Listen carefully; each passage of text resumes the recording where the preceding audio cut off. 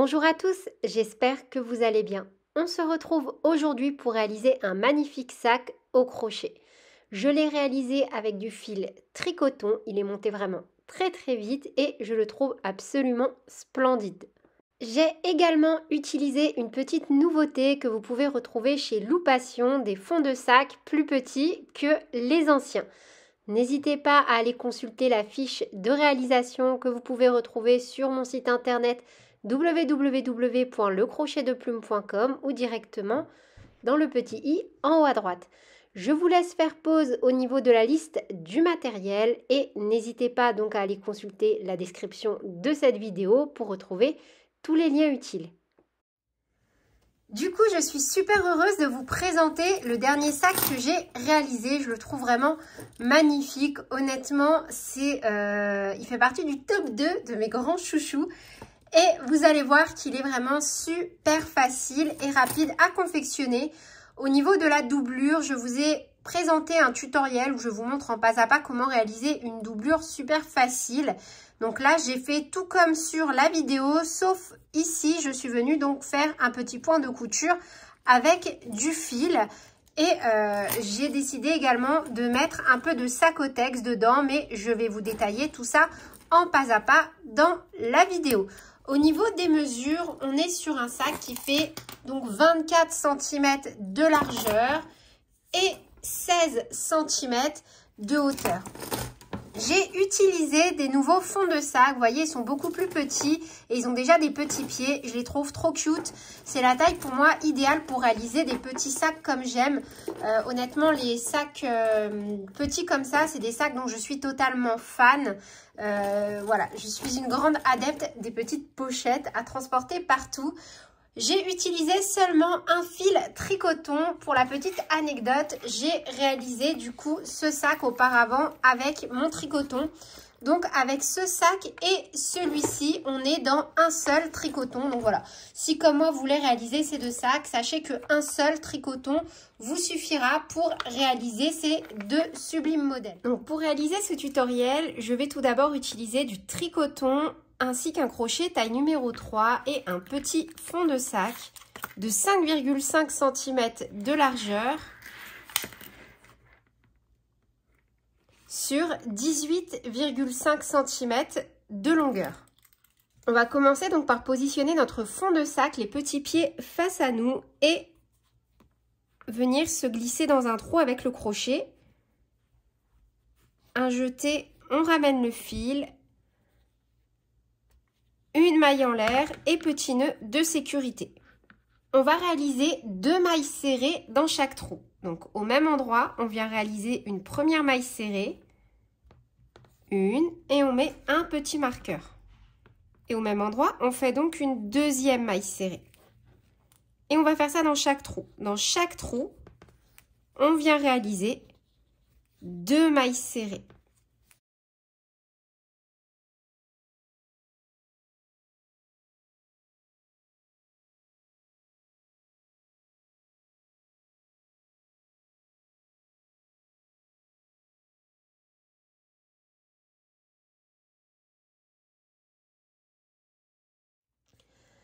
Une fois qu'on a terminé, on doit avoir un total de 76 mailles serrées. Donc moi, j'ai déjà retiré mon petit marqueur car je suis venue faire un petit test. On va venir piquer directement dans la première maille. Donc on ne considère pas que ce premier rang soit le véritable rang numéro 1.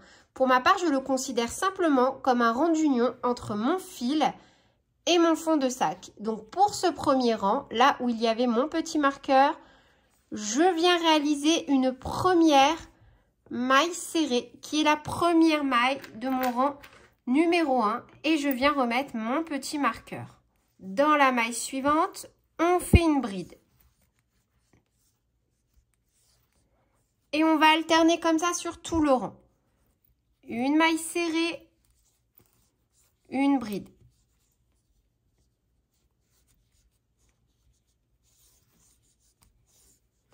Une maille serrée, une bride. Une maille serrée, une bride. une maille serrée, une bride. Et on répète cette séquence sur tout le rang. Et on termine le rang numéro 1 par une bride. Pour le rang numéro 2, on va venir faire l'inverse. On va commencer par une bride suivie d'une maille serrée. Et on va faire ça sur tout le rang. Donc là où on a notre petit marqueur, on a donc une maille serrée. On vient faire directement une bride. On déplace notre petit marqueur et on le met donc sur la bride qui est la première maille du rang numéro 2. Et on alterne. Donc maintenant, on fait une maille serrée, une bride. En fait, on vient contrarier les mailles du rang précédent. Là où on a une maille serrée, on fait une bride. Et là où on a une bride, on fait une maille serrée.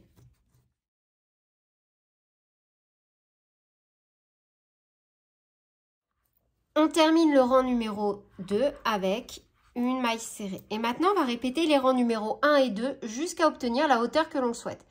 Donc là, pour le rang numéro 3, on refait le rang numéro 1. On débute par une maille serrée.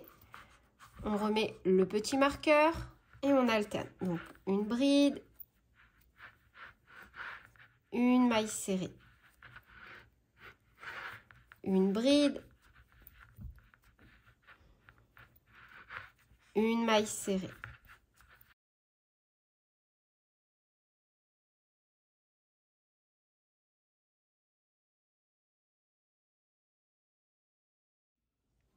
J'ai travaillé jusqu'à avoir 14 cm de hauteur, puis je suis venue, vous voyez, au niveau des bords, j'ai tout simplement suivi le milieu ici, j'ai pincé comme ceci et j'ai compté 4 mailles, 1, 2, 3, 4, que j'ai balisé pour venir positionner un petit anodé et idem, donc de l'autre côté. Et pour ce rang, on va travailler toujours de la même façon, sauf que on va venir y insérer nos petits dés, comme ça on aura une meilleure tenue. Donc on reprend normalement notre rang dans la continuité de notre motif.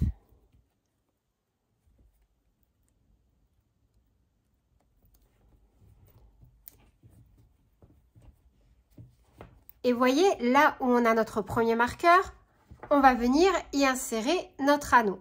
On passe d'abord le crochet dans l'anneau, un jeté, on pique dans la maille, un jeté, on ramène. En fait, on fait notre bride absolument normalement. Voyez, on peut retirer le petit marqueur. Dans la maille suivante, on reprend donc notre motif. Donc pour ma part, une maille serrée. De nouveau, une bride.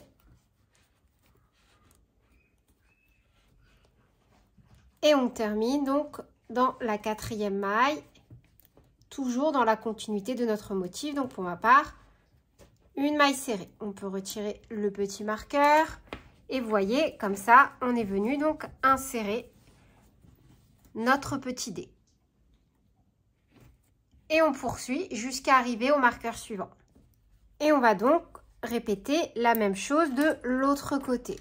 D'abord, on passe le crochet dans l'anneau. Et dans la continuité de notre motif, on réalise 4 mailles en travaillant avec l'anneau.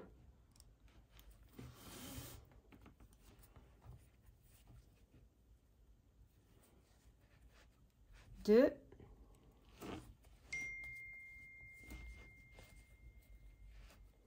3,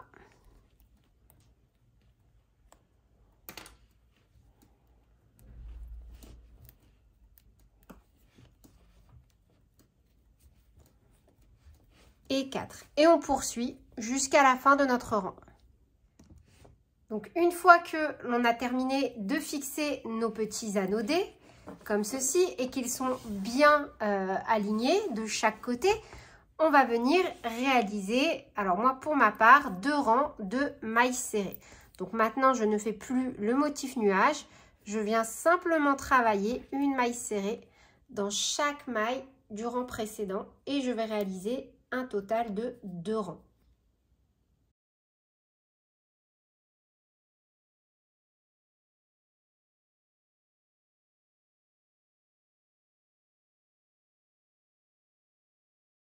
Donc moi, entre-temps, je suis venue préparer ma doublure avec un peu de Sacotex et de tissu. J'ai utilisé donc le tutoriel que je vous ai proposé il y a quelques temps pour réaliser une doublure sans couture. Le lien de cette vidéo est disponible dans la description de celle-ci. Et je viendrai donc par la suite glisser ma doublure dans mon sac en faisant en sorte que les dimensions correspondent. J'ai ensuite positionné ma petite attache au préalable, voyez, comme ceci, en la centrant bien entre mes deux anodés. Maintenant, je vais déjà venir unir avec ma petite doublure. Et encore une fois, si vous souhaitez le tutoriel pour savoir comment réaliser une doublure au crochet, je vous renvoie dans la description de cette vidéo. Donc là, à l'issue de mes 2 rangs de mailles serrées, je vais également venir stopper mon fil. Donc j'ai ramené ma boucle à l'intérieur, une maille en l'air et on coupe.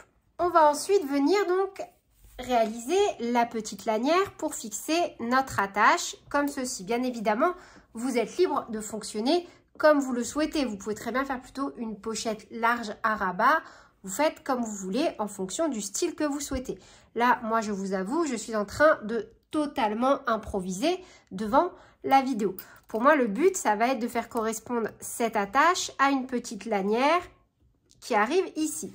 Donc, pour ça, je vais venir me centrer et réaliser 4 mailles serrées pour ensuite venir les pincer ici. Donc, je suis venue baliser la zone de 4 mailles, 1, 2, 3, 4 qui correspond donc à la partie ici de mon attache cartable. Pour ça, maintenant, je vais simplement venir me rattacher au niveau d'une maille et rattacher mon fil. Un jeté, une maille en l'air, petit nœud de sécurité. Au même endroit, on vient réaliser une maille serrée.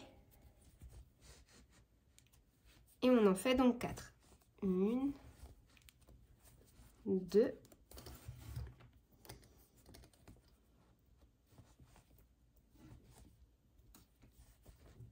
3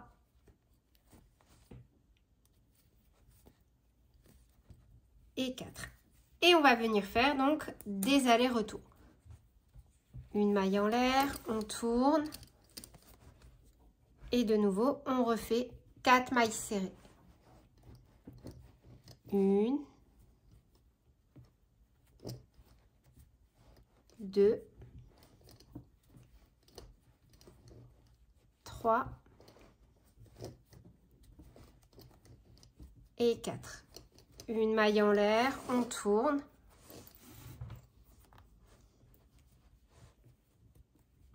Une, 2,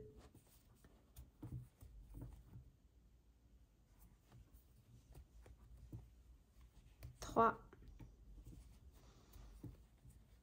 et 4. Une maille en l'air, etc.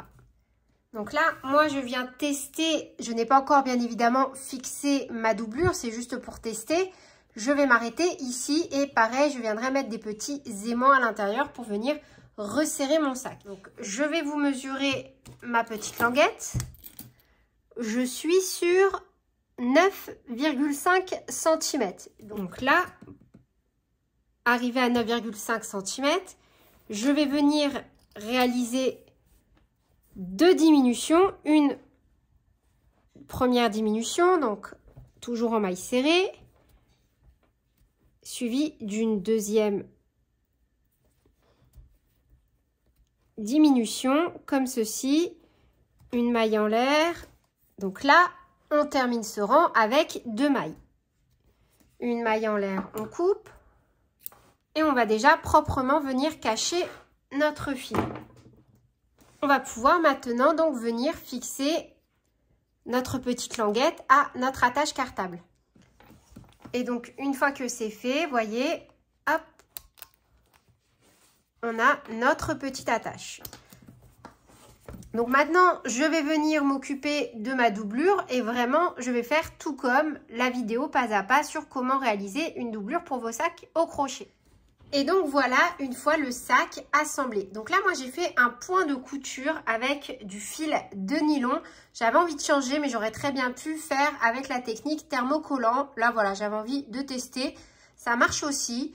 J'ai eu envie de tester parce que la dernière fois que j'ai fait le sac, je crois que c'était le sac Ilona, si je dis pas de bêtises. Et c'est vrai que du coup, bah voilà, je me suis fait avoir. Le fil Magic Bag a fondu à un endroit sous l'effet de la chaleur. Donc, je me suis dit qu'on ne pouvait pas adapter cette technique du sans couture avec tous les fils. Et là, je trouvais que c'était plutôt sympa. Vous voyez, c'est transparent. Moi, j'aime vraiment pas mal. Au niveau des anses, donc, on va venir mettre les anses que l'on souhaite. Et notre sac est donc terminé. C'est tout pour cette vidéo. J'espère qu'elle vous aura plu. Sur ce, je vous fais plein de bisous. Prenez bien soin de vous et à très bientôt pour de nouveaux tutoriels. Salut!